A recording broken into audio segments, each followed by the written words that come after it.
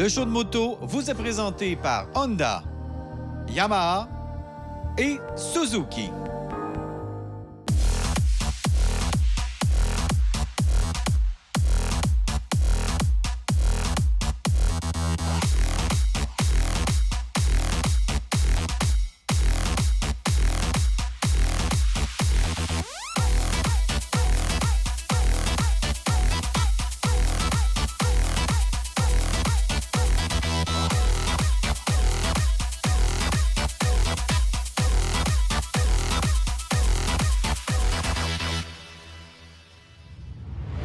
Bonjour tout le monde, bienvenue au show de moto. Cette semaine, on n'a même pas le temps de rentrer dans le studio, on fait de la moto. On vous présente l'essai du Africa Twin Adventure Sports de Honda ainsi que le Tracer 9 GT de Yamaha. On va aussi retourner faire un deuxième voyage au Oman et on vous présente quelques gadgets de moto. Ça commence tout de suite.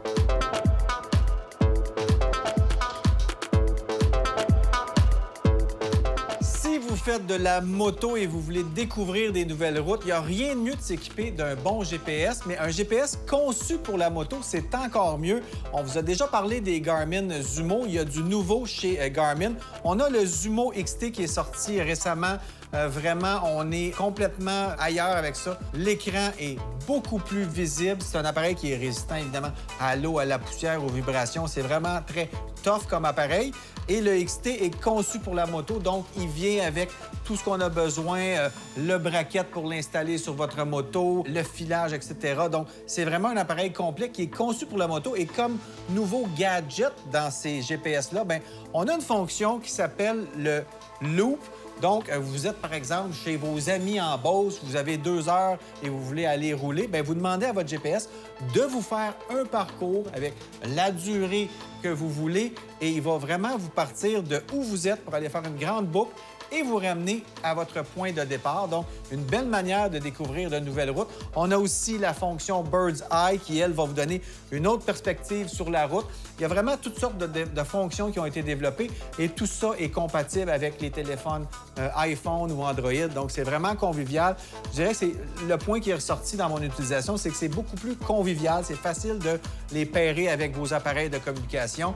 C'est un appareil moderne. On ne sent plus la vieille technologie derrière l'appareil, comme on le sentait un peu avec les vieux modèles de Garmin.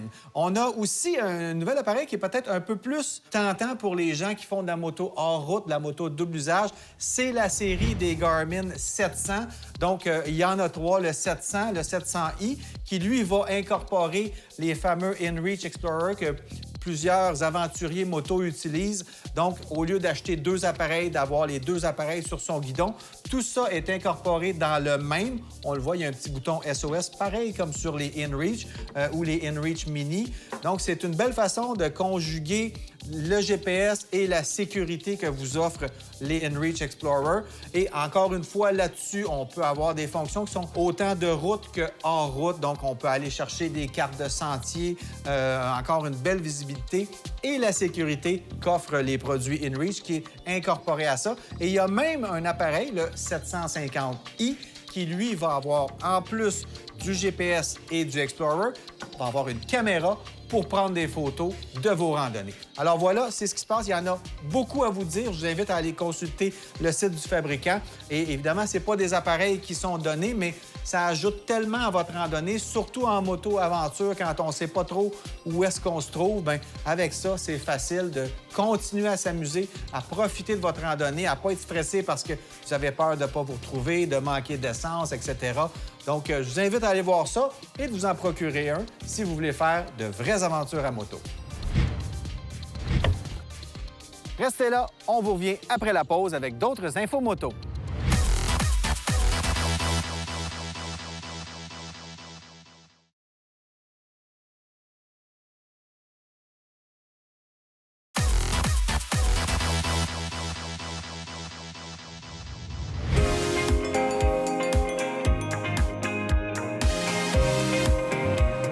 Il y y a de plus en plus de modèles de motos disponibles sur le marché et chaque fabricant y va avec différentes recettes pour parfois la même base. On en a un bon exemple ici aujourd'hui avec ces deux modèles de Yamaha, soit la MT-09 SP et la Tracer 9 GT. Donc, à la base, c'est exactement le même moteur qu'on retrouve aussi dans la MT-09 et dans d'autres modèles 09 ou 9 ou toute appellation finissant par 9 chez Yamaha où on retrouve le même moteur tricylindre de 890 cc. Donc, un moulin éprouvé qui fait un bon travail et qui vient évidemment avec des modes moteurs grâce aux unités de mesure d'inertie qui sont installées sur ces deux motos. Alors, cette unité de mesure d'inertie permet plusieurs fonctions comme le contrôle de la traction, l'anti-ouelé et j'en passe. Ça vient mesurer en fait l'assiette de la moto et ça va ajuster les réactions de la moto, voire même des suspensions, selon ce que le pilote va faire avec la moto. Alors, si on regarde le MT-09 SP, bien, en fait, c'est une MT-09, mais avec un peu plus de finition, d'où le SP pour spécial. Alors, qu'est-ce que ça veut dire, cette finition spéciale-là? D'abord, au niveau des couleurs, on a des couleurs inspirées de la moto R1M, donc le Superbike de Yamaha.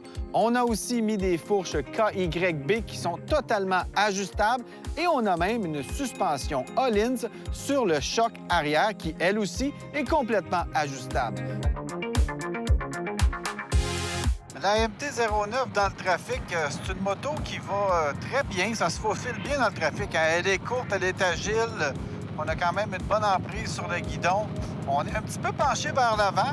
Donc, pour les grandes randonnées, ça peut devenir taxant à la longue. Mais sinon, c'est une moto plaisante, là. Vraiment, dans le trafic urbain ou sur les autoroutes, quand il y a pas mal de trafic, bien, on peut quand même être en confiance.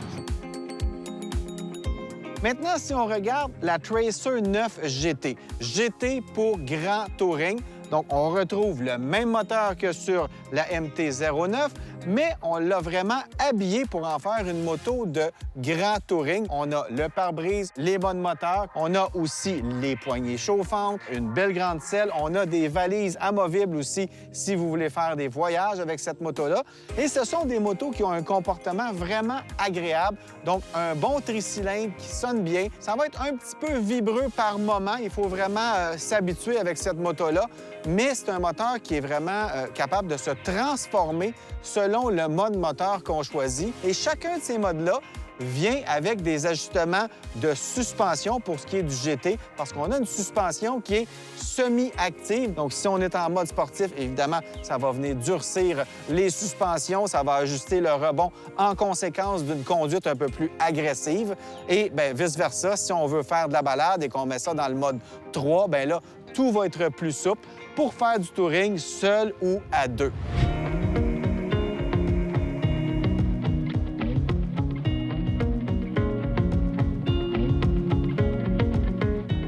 Eh bien, sur le Tracer GT, on retrouve la même motorisation, mais une position plus confortable. C'est vraiment une moto grand touring. Alors, qu'est-ce que ça donne quand on s'assoit sur ces motos-là? Bien, sur la Tracer 9 GT, on découvre vraiment un poste de pilotage qui est bien conçu. On est vraiment assis droit.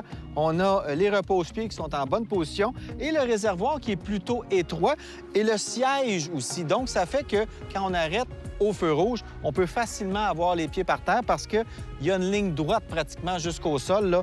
Ça, c'est confortable quand on veut faire du grand tourisme. Et on a aussi, et ça, c'est le fun quand on veut clencher un petit peu, on a le Quick Shift, donc pour monter les rapports de vitesse sans avoir à toucher au levier d'embrayage. Donc, c'est vraiment le fun. On a un tableau de bord qui est bien visible et on peut, en roulant, changer la hauteur du pare-brise. C'est super simple. Vraiment, c'est une moto qui est bien conçue. Ça sort autour de 17 000 $, donc quand même, on en a pour son argent. On a une belle moto.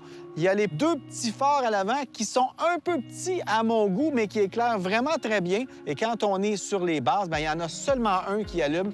Donc, il faut rouler sur les hautes tout le temps pour être bien visible, ce qui est notre meilleur atout sur la route en moto. Ensuite, on va aller voir le MT-09 SP pour voir la différence. C'est le même moteur, mais c'est complètement une autre moto quand on est à son guidon.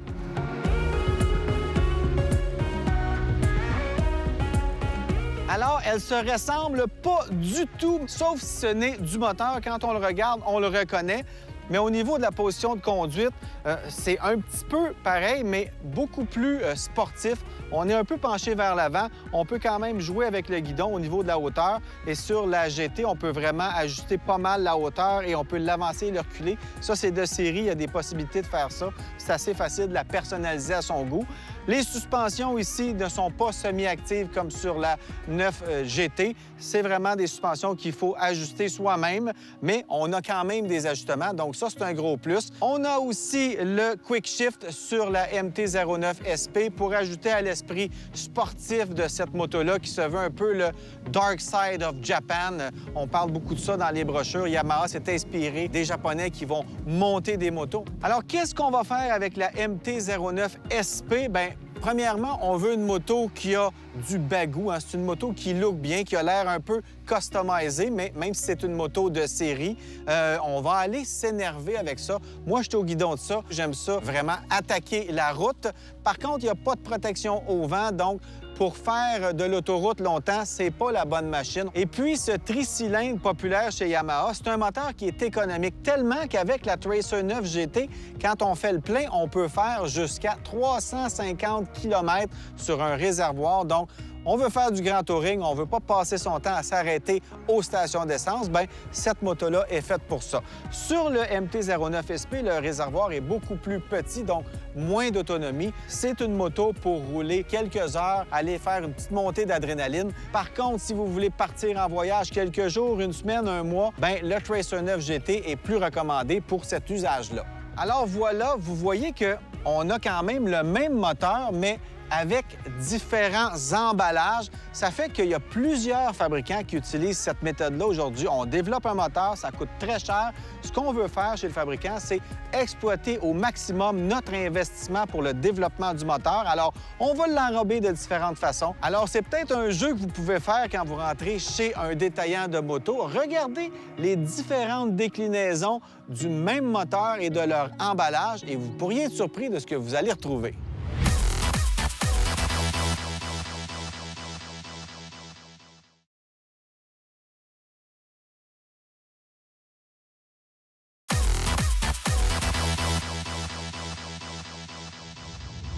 Il y a beaucoup de gens qui se sont achetés des motos hors route. Il y a de plus en plus de gens qui s'intéressent à la moto de double usage. Et pour bien faire ce sport-là, il faut être bien protégé. Et je voulais vous faire une petite mise à jour sur les produits Leatt.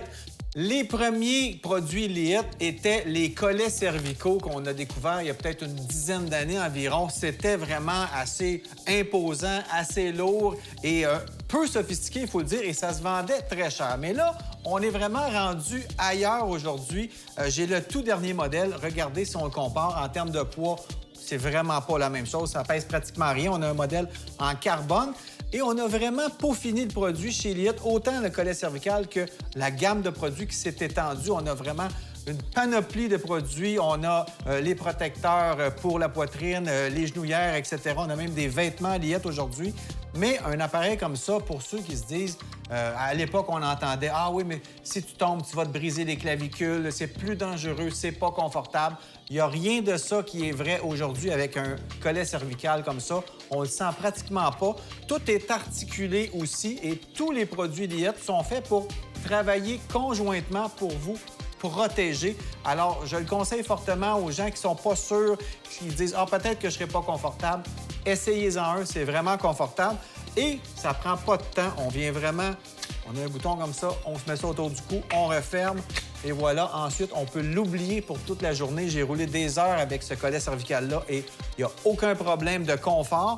Et tout ça est vraiment fait pour vous protéger en cas de chute. C'est assez simple comme principe, mais ça vient empêcher l'hyperflexion du cou dans tous les sens. Donc, le bas de votre casque va venir s'appuyer sur ça et la force de l'impact va être répartie à travers le collet cervical pour être transféré un peu plus bas sur votre corps. Donc, ça vient diminuer l'impact en cas de chute. C'est vraiment pratique si on roule en motocross, en enduro et même en moto double usage parce que oui, ça peut arriver des bonnes chutes en moto double usage. En plus, c'est souvent à plus haute vitesse. Donc, ça vaut la peine de bien se protéger. Et chez Leatt, on fait des produits qui sont performants, qui sont légers et qui sont confortables.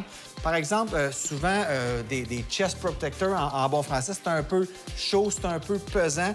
Ici, on est encore une fois ailleurs avec Leatt. C'est pas des produits qui sont donnés, c'est quand même assez dispendieux, mais si on veut être bien protégé, si on veut être confortable, c'est important d'avoir des bons produits et d'investir un peu plus dans son confort et les performances. Alors, tout ça, c'est fait pour travailler ensemble. On va enfiler le collet cervical. Ça vient se fixer bien comme il faut avec le protecteur de poitrine. Et c'est super léger, des produits haut de gamme. Donc, je vous invite à aller voir ce qui se fait. Ils ont un beau site web bien illustré. Ce sont les produits Leatt. Ce sont de bons produits confortables et performants.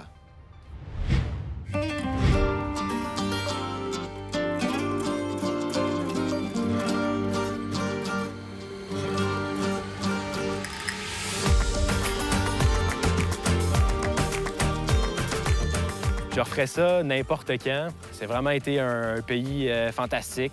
Autant tu peux trouver ton compte côté plage, côté repos. Il y a des grosses villes là-bas aussi. Là. Tu peux te sentir comme à Sherbrooke ou à Montréal quand tu pars d'une grosse ville, mais autant que tu peux te ramasser. Tu es à l'autre bout du monde. Quand il y a une montagne qu'on a essayé de monter notre première semaine, qu'on a choqué en plein milieu. Il y en a 2 qui étaient restés en bas, il y en a 2 qui ont monté, les motos ne montaient plus. Puis on aurait peut-être pu continuer pour se rendre en haut. Mais si tu échappes ton bicycle dans le fossé, ton voyage est fini, tu sais. Fait que il y a tout le temps des décisions qu'il faut que tu prennes, puis ça ne veut pas, ça te joue dans la tête aussi. Si t'es en moto, tu as le goût de l'essayer, mais tu as comme une dernière pensée qui te dit, là, t'es loin de ta mère un peu. Fait que des fois, on était loin, là.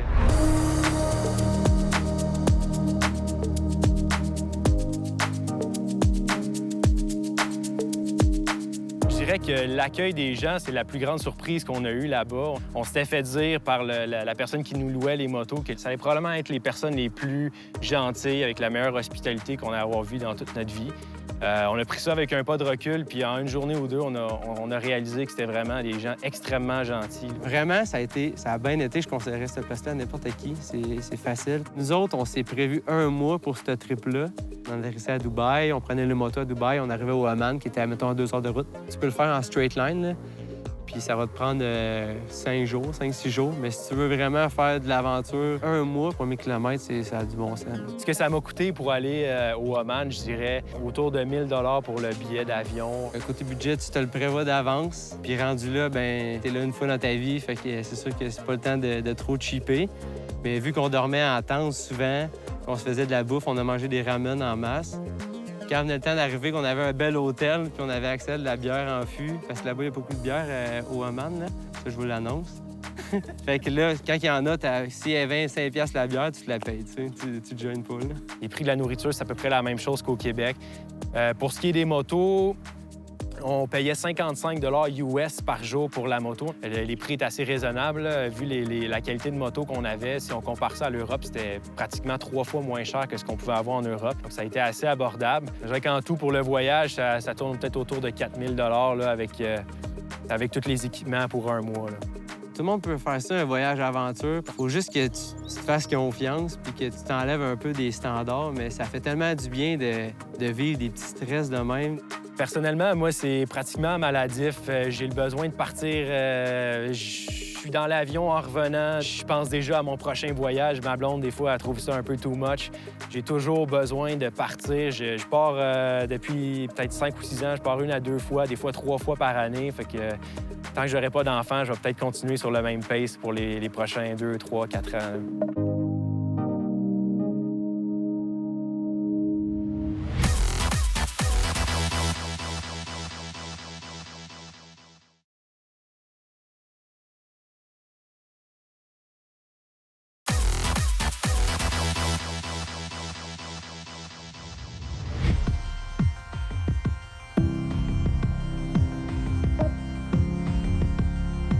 Cette semaine, au show de moto, on a la chance d'avoir la Honda Africa Twin Adventure Sport. Pas beaucoup de changements en 2021. On l'avait aussi essayé l'an passé. C'est une moto qui est hyper plaisante à conduire. Elle est quand même assez haute. Là. C'est un peu intimidant si on n'est pas habitué. Mais on a encore le moteur 1100cc, le nouveau moteur que Honda a amené il y a 2-3 ans. Vraiment beaucoup plus plaisant que l'ancien modèle, le 1000. Il y a 4 modèles d'Africa Twin. L'Africa Twin de base, l'Africa Twin DCT avec la transmission automatique. Et on a la même chose dans les modèles Adventure Sport. Donc, quelle est la différence entre l'Africa Twin et le Africa Twin Adventure Sport? Au-delà des mots, eh bien, on a simplement une version qui est beaucoup plus orientée vers le touring. On a un pare-brise plus grand, on a une meilleure protection pour le moteur, un plus gros sabot moteur. On a un porte-bagages en aluminium. On a des pneus tubeless aussi. Donc ça aussi, ça peut être pratique quand on fait de grandes randonnées. On a un réservoir qui est plus grand aussi sur l'Adventure Sport, 6,5 gallons environ. Donc vraiment fait pour le touring. On a aussi amené chez Honda sur l'Africa Twin le UMI, donc l'unité de mesure d'inertie développée par la compagnie Bosch. Qu'est-ce que ça permet? Ça amène beaucoup de particularités au niveau de l'électronique. On peut, avec cette unité-là, mesurer l'assiette de la moto. Donc, dans un virage, ça va permettre de moduler le freinage ou le trail braking, donc le freinage arrière. On va venir jouer un peu pour moduler ça, pour toujours garder le motocycliste le plus en contrôle possible de sa moto. Sur cette moto, on a aussi le contrôle du cabrage. Qu'est-ce que ça veut dire? Le wheelie control. Donc, la moto va contrôler à quelle hauteur votre roue avant va lever si jamais ça vous tente de vous énerver un petit peu. On peut aussi, bien sûr, le désactiver pour ceux qui sont confortables avec ça. L'UMI va aussi permettre de contrôler, lors des freinages très brusques, la levée de la roue arrière pour ne pas perdre l'adhérence et donc la capacité de freiner sur une plus courte distance. Donc, il y a vraiment beaucoup d'éléments qui sont là pour la sécurité du motocycliste. Ça fait une moto qui nous donne la paix d'esprit quand on roule. Au niveau de tableau, bien, ça prend quand même une bonne lecture du manuel d'instruction parce qu'il y a vraiment beaucoup de choses. On a 5 modes. On peut vraiment en faire ce que l'on veut. On peut régler le couple, le frein moteur, la puissance. C'est vraiment facile de la moduler à son gré. Donc, c'est vraiment une moto hyper polyvalente. Et l'Adventure Sport, bien, c'est hyper polyvalent, mais plus équipé. Sur la route, la grande roue avant de 21 pouces. C'est génial, ça tient le chemin. Dans les chemins de gravier, c'est génial. Encore plus, une grande roue, ça nous permet d'absorber encore plus les bosses. Donc, ça améliore encore une fois le confort. On se fait pas brasser beaucoup sur cette moto-là, même en ville, parce que c'est parfois là où les chemins sont les pires. On a des débattements de suspension de 9 pouces environ en avant, en arrière. Donc, ça peut absorber les nids de poules, les grosses roches dans les sentiers, etc. Et avec l'électronique, avec la tenue de route de cette moto-là, on se sent toujours en contrôle, on se sent en confiance et ça fait qu'on peut profiter du panorama peut-être encore plus au guidon de la Africa Twin Adventure Sport. Alors, c'est une moto qu'on aime beaucoup. On a fait quand même pas mal de kilométrage sur ces motos-là. Et c'est le fun de voir que Honda continue de toujours améliorer le produit. Alors voilà, c'est la Honda Africa Twin Adventure Sport 2021. Vous êtes encore là? Vous n'êtes pas parti rouler? Ah oui, c'est fini l'émission, là. Allez rouler! Bonne semaine! On se revoit la semaine prochaine.